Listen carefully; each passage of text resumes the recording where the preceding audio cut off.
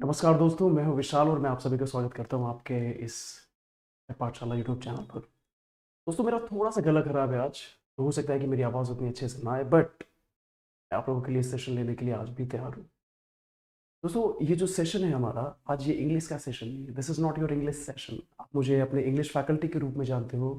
I am your English teacher. But आज हम लोग एक नए टॉपिक की बात कर रहे हैं और ये टॉपिक है तमिलनाडु में जिस तरीके से थलपति विजय ने अपनी सरकार बनाई हुई, जिस तरीके से थलपति विजय चीफ मिनिस्टर के रूप में उभर के आया, ये किसी और स्टेट में हो पाना पॉसिबल नहीं है। बहुत मुश्किल है कि किसी और इंडियन स्टेट में कोई एक्टर खड़ा होता है और वो स्टेट का चीफ मिनिस्टर बन जाता है। मैं खुद एक एग्जांपल बोल रहा हूँ कि अगर शाहरुख खान इलेक्शन के लिए, चुनाव के लिए खड़े होते हैं, तो उनके लिए शायद हो सकता है किसी गांव के भले प्रधान वगैरह बन जाएं, पर एमपी एमएलए का इलेक्शन लड़ पाना और जीत पाना उनके लिए भी बहुत मुश्किल होगा। बट तमिलनाडु में ऐसा क्या है कि वहां पर एक एक्टर जो मूवीज में काम करता है, वहां का जो ब्लॉकबस्टर एक्टर है, वो मूवीज में काम करता है और एक स्टेट के चीफ मिनिस्टर के रूप में उभर गया। आखिर ऐसा हुआ क्या? आखिर ऐसा हुआ क्यों कि दो पॉलिटिकल पार्टीज को हरा करके एक एक्टर बीच में आता है और वो पूरे के पूरे स्टेट का चीफ मिनिस्टर बन जाता है? तो दोस्तों, आज के इस सेशन में हम लोग जानने की कोशिश करेंगे कि आखिर तमिलनाडु में ऐसा हुआ क्या और क्या इसके पीछे की बैकग्राउंड स्टोरी है, ये भी हम लोग समझने की कोशिश करेंगे। तो यार, अगर आप इसको समझना चाहते हैं कि आखिरकार तमिलनाडु में दलपति विजय अपनी सरकार बनाने में कामयाब कैसे हुए, तो इसके पहले अपने को तमिलनाडु की हिस्ट्री में जाना पड़ेगा। दोस्तों, तमिलनाडु में एक पार्टी हुआ करती थी, डीएमके। राइट, तमिलनाडु में एक पार्टी हुआ करती थी, डीएमके। और डीएमके का मेन मोटिव था जो सोशल जस्टिस पे काम करना। राइट, सोशल जस्टिस पे काम करना मतलब जो समाज के दबे कुचले लोग हैं उनके लिए काम करना, उनके लिए रोजगार वगैरह उपलब्ध करना। ये तो हर एक सरकार काम करती है। और हुआ क्या कि डीएमके को टक्कर देने के लिए एक और पार्टी लॉन्च होती है, एआईडीएमके, एआईएडीएमके। ये पुरानी पार्टी होती है तमिलनाडु की और इसको टक्कर देने के लिए लॉन्च होती है एक और पार्टी, एआईडीएमके। और आपको जानकर के आश्चर्य होगा, एआईडीएमके से एक एमजीआर नाम के एक एक्टर होते हैं जो कि चुनाव लड़ते हैं। एमजीआर नाम के एक एक्टर होते हैं जो चुनाव लड़ते हैं और वो बन जाते हैं तमिलनाडु के चीफ मिनिस्टर। अगेन, जो स्टोरी आप आज सुन रहे हैं कि जो दलपति विजय है वो एक्टर थे और वो चीफ मिनिस्टर बने, ये बहुत पहले हो चुका है एआईडीएम के पार्टी के थ्रू एमजीआर ने। एमजीआर भी एक बहुत फेमस एक्टर थे तमिलनाडु की जो मूवी इंडस्ट्री है उसके, और फिर वो बन जाते हैं चीफ मिनिस्टर। और इसी पार्टी से एक और चीफ मिनिस्टर निकल के आए, जयललिता। जयललिता मेरा दोस्त, शॉर्ट में लिखूंगा जयललिता। राइट, ये भी निकल करके आई और ये भी चीफ मिनिस्टर बनी तमिलनाडु की। पर ये भी एक एक्टर थी। MGR was also an actor, Jayalalithaa was also an actor, और वो एआईडीएम के पार्टी से थे। अब दोस्तों, होता क्या है कि हमेशा तमिलनाडु में जनरली या तो डीएमके अपनी सरकार बनाती थी या फिर एआईएडीएमके सरकार बनाती थी। पर 2024 में एंट्री होती है हमारे दलपति विजय की। दलपति विजय एंट्री मारते हैं 2024 में और अपनी पार्टी लॉन्च करते हैं टीवी के नाम से। दोस्तों, अपनी पार्टी लॉन्च करते हैं टीवी के नाम से और 2026 में वो बन जाते हैं तमिलनाडु के चीफ मिनिस्टर। इतना खतरनाक सक्सेस रेट तो किसी का ही नहीं होगा। मतलब कई लड़के 2 साल, 3 साल, 4 साल गवर्नमेंट जॉब्स की प्रिपरेशन करते हैं, उनको जॉब नहीं लगती है, पर यहाँ पर थलपति विजय एंट्री मारते हैं और 2 साल में वो तमिलनाडु के चीफ मिनिस्टर बन जाते हैं। आखिर ऐसा क्या था थलपति विजय में? ऐसा क्या था थलपति विजय में कि पूरी की पूरी स्टेट की जनता ने उन पर आंख मूंद करके विश्वास किया? समझते हैं इस चीज को। तो दोस्तों, थलपति विजय पर जाने से पहले हमें यह समझना पड़ेगा कि तमिलनाडु की जो पॉलिटिकल लैंडस्केप है वो कैसी है। दोस्तों, तमिलनाडु की जो हिस्ट्री रही है compare to many north Indian states, वहां की जो हिस्ट्री है that is of social justice. Social justice से मेरा कहने का मतलब है वहां की जो जनता है वो उसने हमेशा इस बात पर फोर्स किया हुआ है कि सभी लोग इक्वल हैं। सभी लोग इक्वल हैं, किसी भी जात पात का भेदभाव नहीं है। और ये हमारा भारतीय संविधान भी कहता है और इसको बहुत एग्रेसिवली परस्यू किया जाता है तमिलनाडु में, unlike many other states. But Tamil Nadu में जो वहां की जनता है वो ये जो कास्ट वाला चीज़ है उस पर बहुत तगड़े से काम करती है, और इस पर वहाँ की पॉलिटिकल पार्टीज ने भी काम किया हुआ है। थोड़ा कंट्रोवर्शियल चीज़ है, I do not want to get into this and make it more controversial, this is just for educational purpose. अच्छा, और वहाँ की जो सरकार है वो वेलफेयर पे भी काम करती है। वहां पर वही पार्टी अपनी सरकार बना पाई है जिसने वहां के गरीबों को, दबे कुचलों को सहारा दिया है। इसके अलावा जो पुअर है, उस राज्य के जो पुअर लोग हैं, गरीब लोग हैं, जिस पर जिस भी पार्टी ने काम किया है वो अपना सरकार बनाने में सफल हो गया। और मैं आपको बताऊंगा कि वहां पर सिर्फ दो ही पार्टीज, मेजर पार्टीज थी। द वन वॉज, एक तो थी हमारी भाई डीएमके और एक थी एआईएडीएमके, राइट। इन्हीं के बीच में पावर स्ट्रगल चलते रहता था, डीएमके और एआईएडीएमके के बीच में। 5 साल डीएमके आगे, 5 साल एआईएडीएमके आगे। तो हमने अभी क्या समझा, हमने, मेरे दोस्त ये समझा कि तमिलनाडु का पॉलिटिकल लैंडस्केप क्या है, और वहां पर सोशल जस्टिस का मूवमेंट बहुत ज्यादा है। मैं बहुत ज़्यादा डिटेल में सोशल जस्टिस के बारे में डिस्कस नहीं करूंगा, क्योंकि अगर मैंने डिटेल में डिस्कस किया तो ये वीडियो बहुत ज़्यादा कंट्रोवर्शियल हो जाएगा। मैं आपसे चाहूँगा कि आप पेरियार के बारे में पढ़ें और सेल्फ रिस्पेक्ट मूवमेंट के बारे में पढ़ें तमिलनाडु में। आप, you can simply search on YouTube, या फिर आप गूगल पर भी सर्च कर सकते हैं इस मूवमेंट्स के बारे में, राइट। क्योंकि अगर मैंने इस मूवमेंट के बारे में इस वीडियो में डिस्कस किया तो it will make it more controversial, क्योंकि मैं नहीं करना चाहता। चलिए, तो हमने तमिलनाडु के पॉलिटिकल लैंडस्केप को समझा। अब थलपति विजय भले ही 2024 में चीफ मिनिस्टर, सॉरी 2026 में चीफ मिनिस्टर बने हैं, 2024 में तो उन्होंने पॉलिटिकल पार्टी लॉन्च की थी। भले ही थलपति विजय 2026 में चीफ मिनिस्टर बने, पर इसकी स्टोरी स्टार्ट होती है सन 2016 से। यस, आज से 10 साल पहले, आज से 10 साल पहले ही थलपति विजय ने अपनी कमर कस ली थी और सरकार बनाने की योजना बनानी शुरू कर दी थी, राइट। 2016 में आखिर ऐसा 2016 में क्या हुआ? 2016 में दोस्तों सरकार में थी एआईएडीएमके पार्टी, फिर दोस्तों सरकार में थी एआईएडीएमके पार्टी, और चीफ मिनिस्टर थी जयललिता। और जयललिता का देहांत हो जाता है सन 2016 में।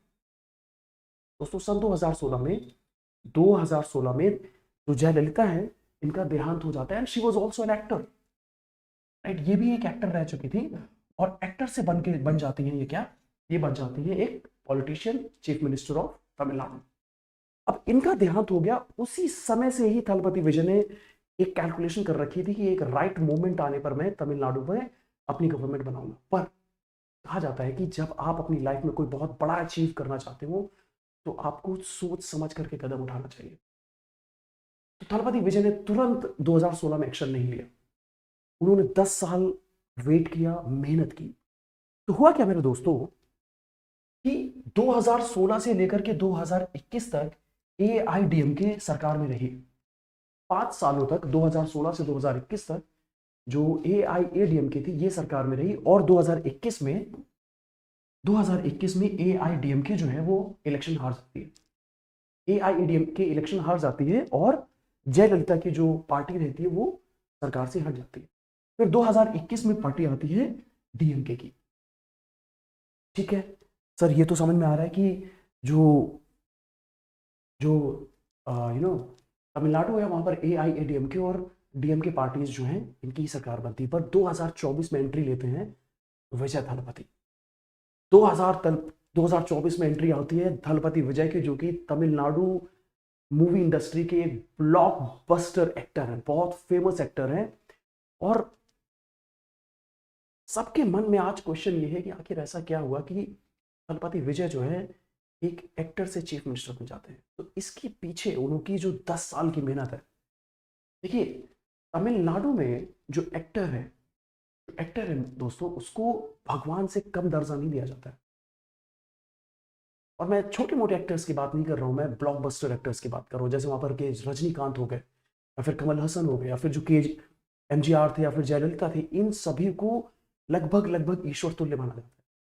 और यही कारण है कि जब भी, जैसे जयललिता हो गए, या फिर एमजीआर हो गया, फिर थलपति विजय हो गए, जैसे इन्होंने एंट्री मारी पॉलिटिक्स में, ये एक सक्सेसफुल पॉलिटिशियंस के रूप में उभर के आए। और सेम काम किया थलपति विजय ने। थलपति विजय ने सन 2016 से जयललिता की जैसे ही देहांत होता है वहां पर एक वैक्यूम क्रिएट होता है, और 2016 से थलपति विजय ने अपनी मूवीज के थ्रू काम करना शुरू कर दिया।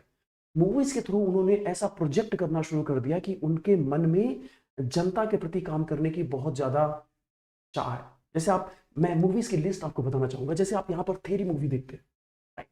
थेरी मूवी देखते हैं तो इसका जो मेन थीम है that is abuse of power, और वहां पे एक वो ऑनेस्ट ऑफिसर का रोल अदा करते हैं। अगर आप सारी की सारी मूवीज को देखेंगे, मूवीज के नाम पर जाना बहुत ज्यादा आवश्यक नहीं है, बट वहां पर अगर आप देखते हैं तो उन्होंने कैसा रोल प्ले किया है, प्रोटेक्टर का, कॉमन पीपल के लिए लड़ने वाले एक ऐसे इंसान का रोल किया है जो गरीबों के लिए लड़ाई लड़ता है। आप देखेंगे लीडर का उन्होंने रोल प्ले किया है, मोटिवेटर का रोल प्ले किया है, एक टीचर, एक सोशल रिफॉर्मर का रोल प्ले किया है। तो आप खुद सोचिए कि एक ऐसा इंसान जो हर 1-2 साल में ऐसी मूवीज लेकर के आ रहा है जो जनता ना सिर्फ पसंद कर रही है बल्कि उस रोल को अप्रिशिएट कर रही है जो उस मूवी में दिखाया जा रहा है। इन मूवीज में थलपति विजय ने ऐसे काम किया है कि वो गरीबों के लिए काम करने वाला है, जो समाज में जातिगत भेदभाव है उसको कम करने वाला है, समाज में चेंज लाने वाला है। या फिर मैं ऐसा बोल सकता हूं कि उन्होंने ऐसे काम किए हुए हैं कि समाज में सामाजिक समरसता बनी रहे और किसी के बीच में भेदभाव ना हो। और यही तमिलनाडु की जनता चाहती थी। तमिलनाडु की जनता ने हमेशा उस व्यक्ति का वोट किया है, उस व्यक्ति को चुना है जिसने हमेशा समाज में चेंज की बात की हो, परिवर्तन की बात की हो, जिसने समाज के दबे कुचले गरीब लोगों के कल्याण की बात की हो। और ये काम तलपति विजय ने अपनी मूवीज में बहुत जोर शोर से किया। चलिए, यहां तक तो हमने स्टोरी समझ ली, अब आगे स्टोरी समझते हैं, राइट? देखिए, थलपति विजय इतने सक्सेसफुल कैसे हो गए ऐसी मूवीज बना करके? क्या नॉर्थ इंडिया में या फिर बॉलीवुड के जो एक्टर होते हैं, अगर आज वो इलेक्शन में खड़े होते हैं, क्या वो भी इतना ही स्टारडम, इतनी ही फैन फॉलोइंग पा पाएंगे? तो अगर आप बहुत ध्यान से सोचें तो आपका आंसर होगा नहीं। तो हमें बॉलीवुड मूवीज में जो बॉलीवुड मूवीज हैं और जो थलपति विजय अपनी मूवीज बनाते हैं उनके बीच में हमें डिफरेंस समझना होगा कि आखिर इन दोनों के बीच में डिफरेंस क्या है। देखिए, अगर आप बॉलीवुड मूवीज की बात करते हैं तो उनमें मेन जो थीम होती है लव की होती है, प्यार की होती है, रोमांस की होती है। भाई सच्चाई है। जैसा आप किसी भी बॉलीवुड मूवीज का, मैं बोल रहा हूँ general, in general, not all Bollywood movies but typical Bollywood movies की अगर मैं बात करूं मेरे दोस्तों, तो आपको पता चलेगा कि उस मूवी में सिर्फ रोमांस और लव स्टोरी भरी पड़ी है, और हीरो जो है वो मेन रूप से उस मूवी की जो हीरोइन है या फिर एक्ट्रेस है उसको बचाने के लिए आतुर घूम रहा है। बस ज्यादातर बॉलीवुड मूवीज में यही होता है। बहुत कुछ एक आध गिनी चुनी बॉलीवुड मूवीज होंगी जिसमें सोशल जस्टिस की बात होती है, पॉवर्टी की बात होती है, या फिर समाज में चेंज लाने की बात होती है, राइट? जैसे बॉलीवुड की कुछ फेमस मूवीज हैं, कुछ कुछ होता है, दिल वाले दुल्हनिया ले जाएंगे। तो इन मूवीज में क्या है, राइट? लव स्टोरी है, प्यार है, मोहब्बत है, और जनता ये देखना चाहती है। बट बहुत कम बॉलीवुड मूवीज है जिसमें सोशल जस्टिस की बात हुई है। मैं नहीं बोल रहा हूँ कि नहीं हुई है, हुई है, but they are very rare. और वहीं अगर आप थलपति विजय की मूवीज देखोगे तो थलपति विजय की मूवीज में लव स्टोरी तो है ही, क्योंकि यार अगर आपको कोई मूवीज को सक्सेसफुल बनाना है तो उसमें लव स्टोरी चाहिए ही चाहिए। But in Thalapathy Vijay movies वहां पर लव स्टोरी भी है, वहां पर सोशल जस्टिस की भी बात हो रही है, समाज में परिवर्तन लाने की भी बात हो रही है, और साथ ही साथ इन मूवीज में थलपति विजय ने अपने आप को एक मसीहा के रूप में पेश किया है, अपने आप को एक लीडर के रूप में पेश किया है, अपने आप को गरीबों के जन कल्याण के कार्यक्रम के, जो the people those who want to do welfare for the people, for the poor person, ने अपने आप को ऐसा दिखाया है कि वो गरीबों की मदद करने वाला है, उनका हीरो है। और जो तमिलनाडु की जनता है उन्होंने रियल लाइफ और रियल लाइफ दोनों को आपस में जोड़ दिया। देखिए, मैं यहाँ पर थलपति विजय की किसी भी प्रकार से आलोचना नहीं कर रहा। थलपति विजय ने एक एक्टर के रूप में बहुत बेहतरीन काम किया हुआ है, और मैंने उनके कई स्पीचेस को भी सुना है, तो उसमें वो एक सेक्युलर सोशल जस्टिस लाने वाली गवर्नमेंट की बात करते हैं। तो अगर वो एक ऐसी सरकार बनाते हैं जहां पर गरीबों का उत्थान हो, गरीबों का जन कल्याण हो, तो मैं निश्चित रूप से उसका स्वागत करूंगा कि लाजमी सी बात है, एक ऐसी सरकार बननी चाहिए जो दबे कुचले लोगों को आगे ला सके, राइट? तो थलपति विजय ने अपनी मूवीज में लव स्टोरी तो रखी है, उन्होंने सोशल जस्टिस की बात की है, उन्होंने अपने आप को एक एज अ लीडर भी दिखाया हुआ है, और इन्हीं सब का परिणाम हुआ मेरे दोस्तों, जो 2016 से उन्होंने एज एन एक्टर काम किया, और 2024 में उन्होंने अपनी पार्टी लॉन्च की, टीवीके। ये पार्टी किसकी? ये है विजय थलपति, तमिलनाडु के बहुत ही फेमस एक्टर, और वो बन गए 2026 में चीफ मिनिस्टर। मात्र 2 साल में, सिर्फ 2 साल के स्ट्रगल में एक व्यक्ति एंटर करता है और एआईएडीएमके और डीएमके दोनों पार्टीज को हरा करके बन जाता है वहां का चीफ मिनिस्टर, राइट। ये स्टोरी ना सिर्फ अमेजिंग है बल्कि इंस्पिरेशनल भी है। इससे हमें काफी कुछ सीखने को मिलता है। अगर हम लोग एक गवर्नमेंट जॉब एस्पिरेंट है, अगर हमें एक सरकारी we want to get a government job, तो हमें as a government job aspirant इस स्टोरी से क्या सीख मिलती है, राइट। इस स्टोरी से हमें क्या सीख मिलती है? हमने जो इस स्टोरी को पढ़ा उसमें हमने ये जाना कि थलपति विजय ने 2016 से ही प्लानिंग शुरू कर दी थी कि मुझे पॉलिटिक्स में एंट्री करनी है और एक दिन इस स्टेट का चीफ मिनिस्टर बनना है, राइट। तो उन्होंने लॉन्ग टर्म प्लानिंग पे काम किया। इसी तरीके से अगर आप एक स्टूडेंट हो, अगर आप एक गवर्नमेंट जॉब पाना चाहते हो, then you should be focusing on the long term planning. 1 साल 2 साल जम के आपको मेहनत करनी पड़ेगी अगर आप गवर्नमेंट जॉब पाना चाहते हो। Apart from that is consistency.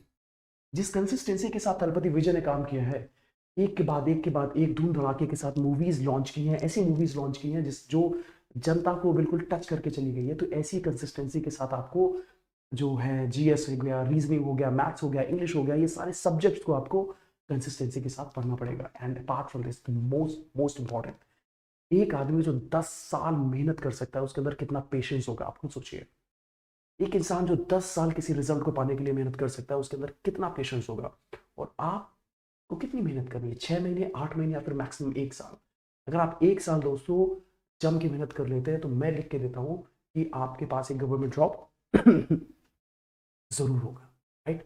Patience is also one of those important traits जो आपके लिए आवश्यक है कि आप एक गवर्नमेंट जॉब पा सकें, राइट। चलिए, तो आज के सेशन में हमने बहुत इंटरेस्टिंग तरीके से समझा तमिलनाडु की पॉलिटिकल हिस्ट्री को। हमने ये जाना कि कैसे जो थलपति विजय है, he was able to form the government in Tamil Nadu, right. चलिए, तो इसी के साथ मैं आज के सेशन को एंड करना चाहूँगा और मैं आशा करता हूँ कि आपने इस सेशन को ज़रूर पसंद किया होगा। And if you like this session, make sure कि आप माय पार्टनर चैनल को सब्सक्राइब करें और इस वीडियो को लाइक ज़रूर करें। और जो भी आपके ओपिनियंस हैं कमेंट सेक्शन में ज़रूर डालें। Thank you so much, take care.